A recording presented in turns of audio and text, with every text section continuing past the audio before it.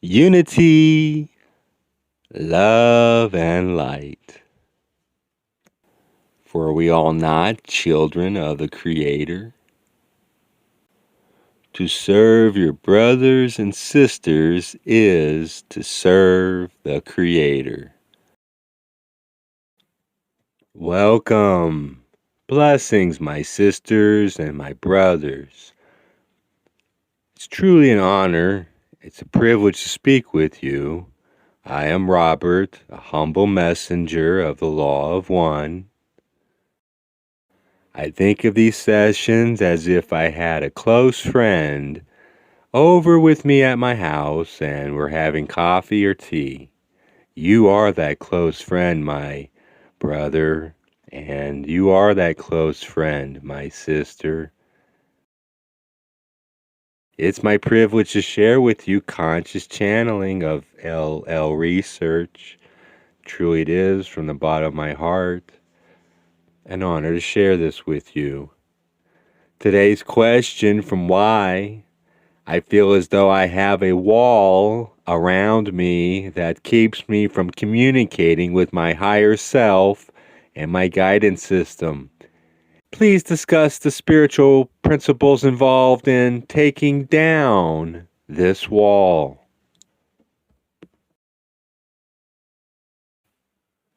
We are those known to you as the principle of QO. Greetings in the love and in the light of the one infinite Creator in whose service we come to you this evening. We are honored and privileged to share our humble thoughts with the one known as Why. As always, however, we would ask both why and all of those who may hear or read these words to use the utmost discrimination, taking what is good from the thoughts that we offer and leaving the rest behind. Follow the path of resonance, my friends, for truly you are the very best judge of what that which is important to you and that which will be helpful in your work to accelerate the pace of your spiritual evolution. We thank you for this consideration, for it enables us to speak freely without being concerned that we may infringe upon your free will. My sister, you asked concerning a wall that seems to have blocked you from being aware of your guidance. And you ask whether it was set by you before incarnation or whether it is something that has occurred during incarnation. We assure you, my sister, that there is no power on earth or in heaven, shall we say, that could keep you from your guidance. For your guidance is an aspect of yourself. However, there is a tendency in some seekers to create for the self a self-imposed wall due to the workings of personality and a somewhat low opinion of the self by the self. We might call this factor a low self-worth or the unworthiness factor. The guidance that you seek so ardently is closer to you than your very breath. And yet, when there is within a seeker that which is prejudiced against the perfection and the beauty of the self, a glass wall can obstruct the free flow of information betwixt the higher self and the self within incarnation. Let us look at some aspects of this situation, for we feel that there is sure and certain hope that it may be ameliorated and that you may find yourself being much more able to work with your guidance when some things are taken into consideration of which we would now speak. The energy body, that time-space body that is pure energy and pure light, is the author of your physical body, holding the template of your physical body during incarnation. It also holds contact with your greater self. You have brought only a part of yourself into incarnation. It is as though a lifetime were a journey.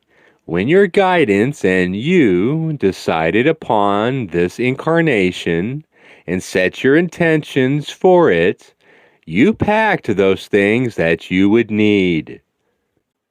You packed your relationships. You packed the gifts that you would need in order to perform the services you hoped to offer. And you packed those limitations and challenges that you felt would help you to come into a more balanced configuration of vibration.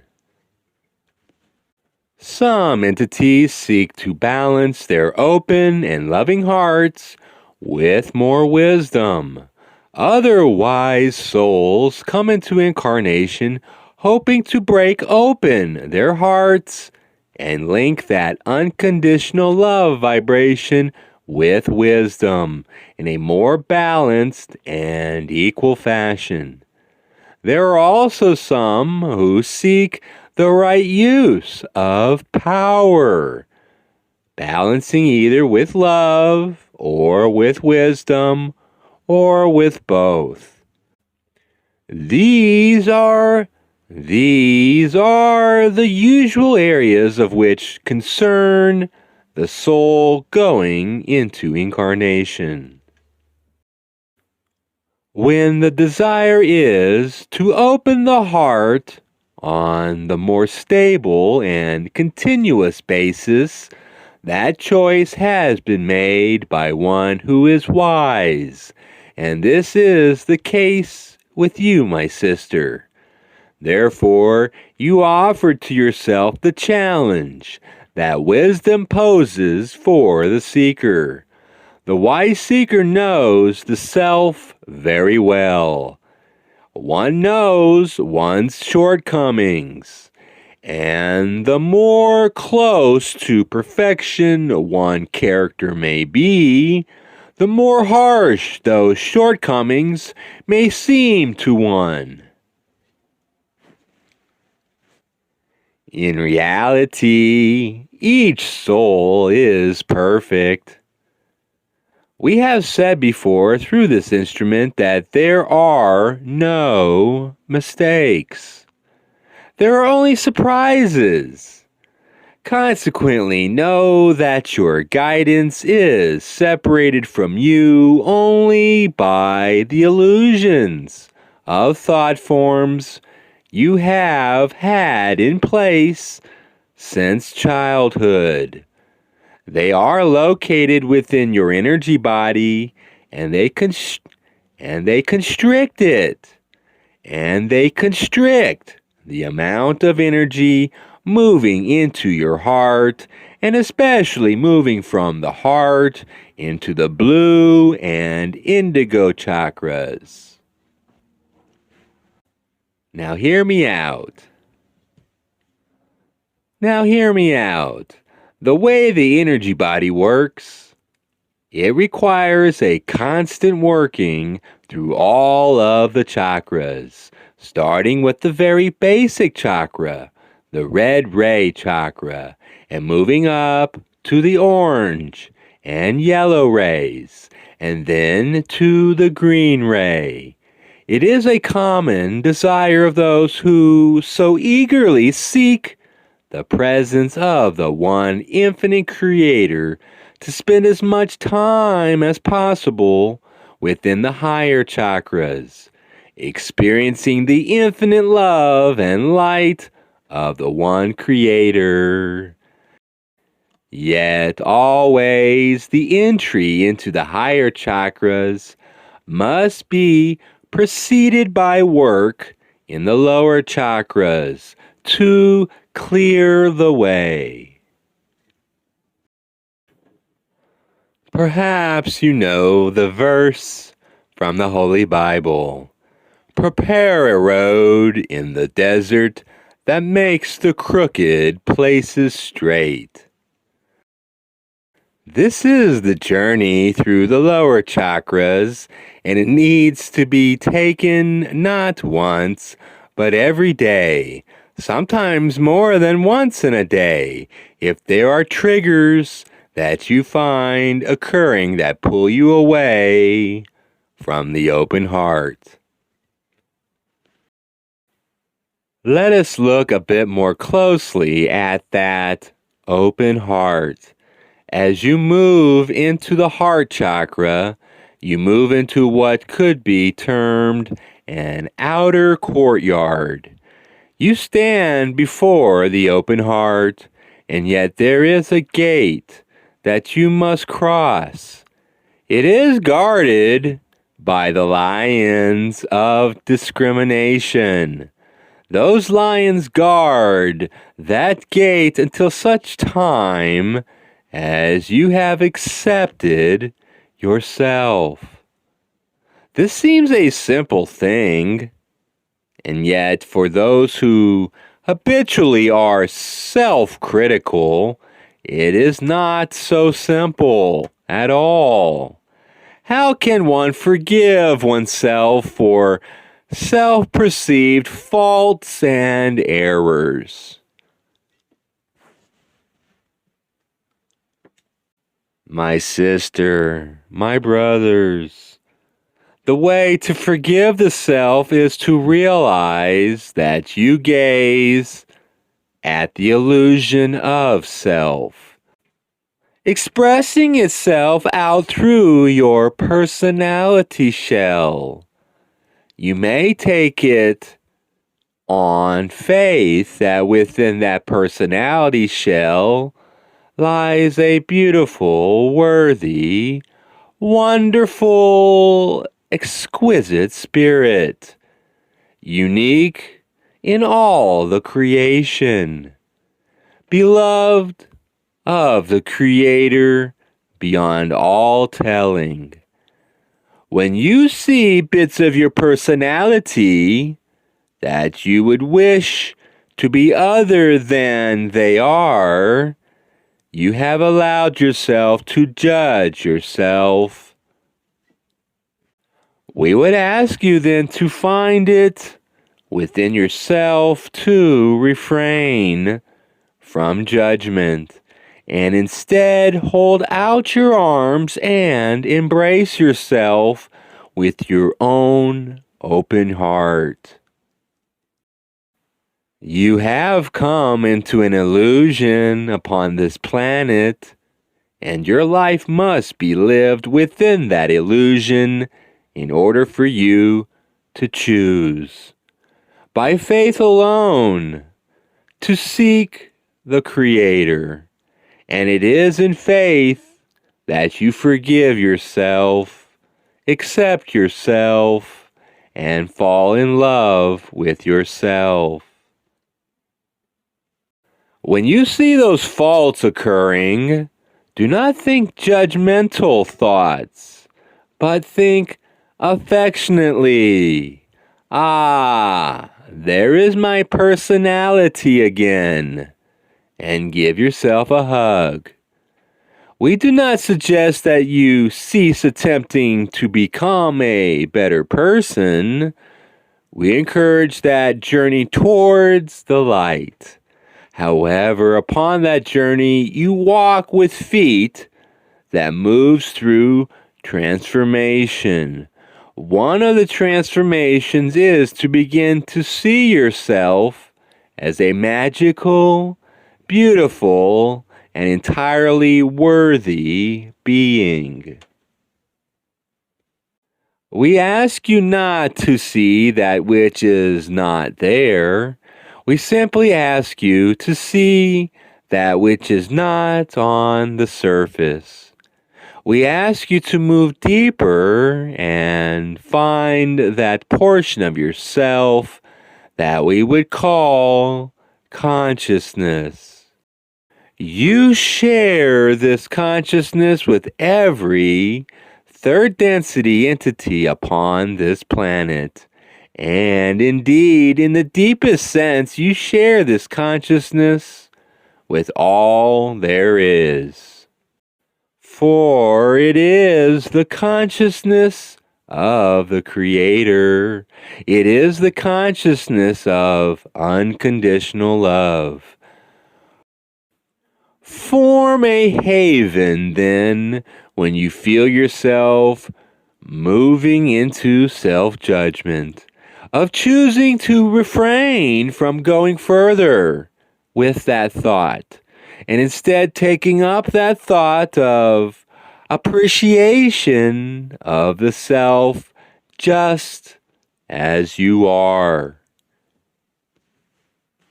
When you have gathered all of the bits and pieces of the self that you might have shrugged aside because they were not your best parts, then and only then can you truly come into the tabernacle of the open heart.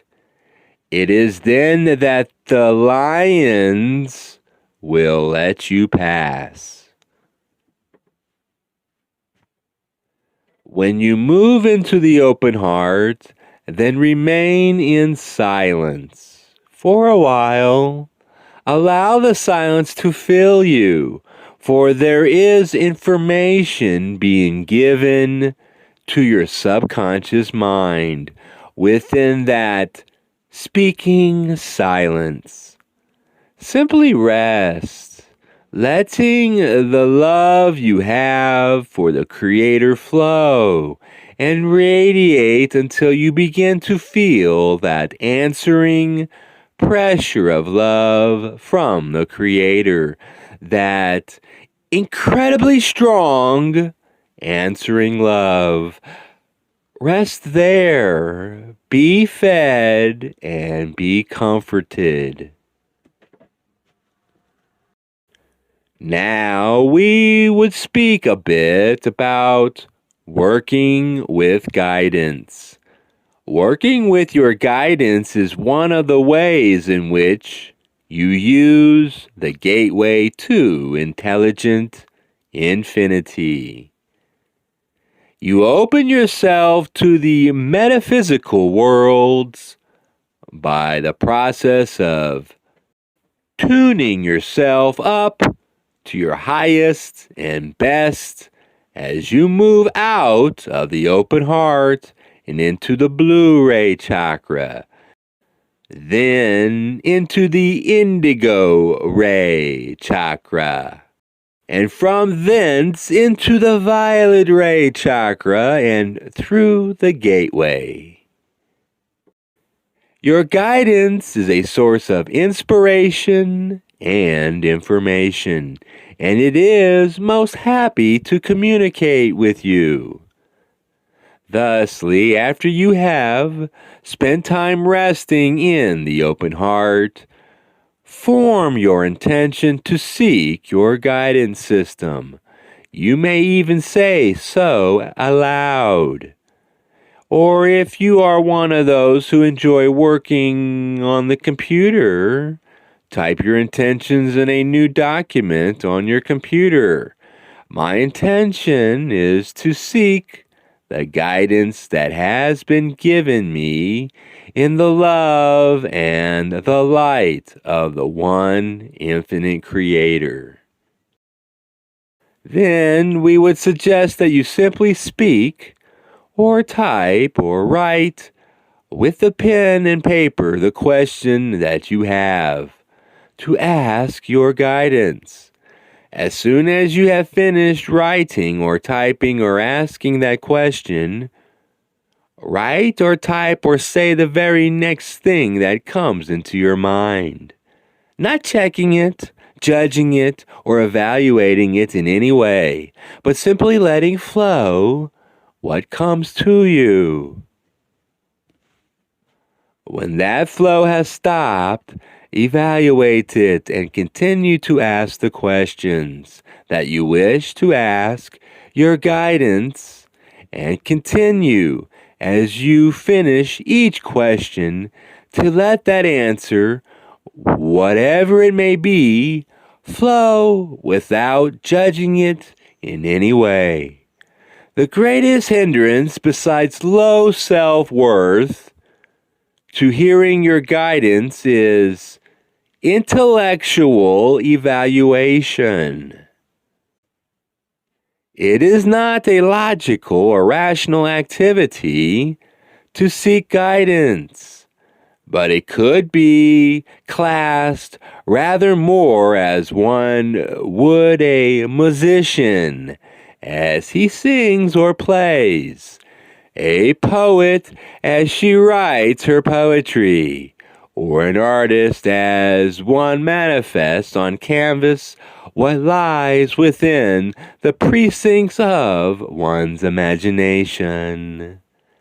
It is pure intuition, insight, and impulse, which is the environment of your guidance, communication with you. Consequently, we suggest that you immediately write or type what comes to you as soon as you have finished your question, in order that there is no time or space for your intellect to interrupt this flow. It is a flow, my sister. It is an energy exchange of a kind. And as long as you continue this exercise, you and your guidance are in your own world, a world in which nothing can break in or destroy, for there is nothing of earth in this vibration between you and guidance. It may seem illogical, my sister, that you and your guidance planned for it to be somewhat difficult for you to contact guidance within incarnation, given that your guidance could help you open your heart and find ways to keep it open in more reliable and steadfast manner. Yet, it is often the case when planning incarnational lessons that a soul chooses to challenge the self by making it more difficult to reach that which is desired. It increases the factor of suffering within the lifetime, while at the same time giving to the seeker the maximum opportunity to exercise the facility of faith. Finally, we would note that the habit of meditation on a daily basis creates a very strong background for the seeker who wishes to be more and more in touch with oneself and all of one's aspects, including one's guidance, which is a part of oneself. There are many ways to meditate, and we have no opinion as to the best way, for each entity is unique, and for each entity the best way will be an intimate and deeply personal way.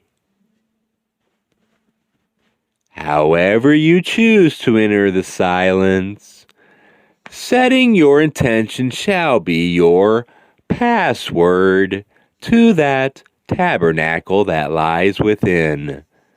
Your environment may be inside or outside, in the cloister or the forest. We suggest that you seek the silence where you are most comfortable, and where you are able to go on a daily basis. We are those of QO, and we are sorry that we must cut this session of working short, but this instrument's energy wanes. May we say again what a delight and a pleasure it has been to communicate with you. Thank you from the bottom of our collective hearts for the beautiful seeking that you share with us, and for asking us to share our humble thoughts with you. We leave this instrument and circle of seeking in the love and in the light of the one infinite Creator. We are known to you as the principle of QO. Adone, my friends. Adone Vasu.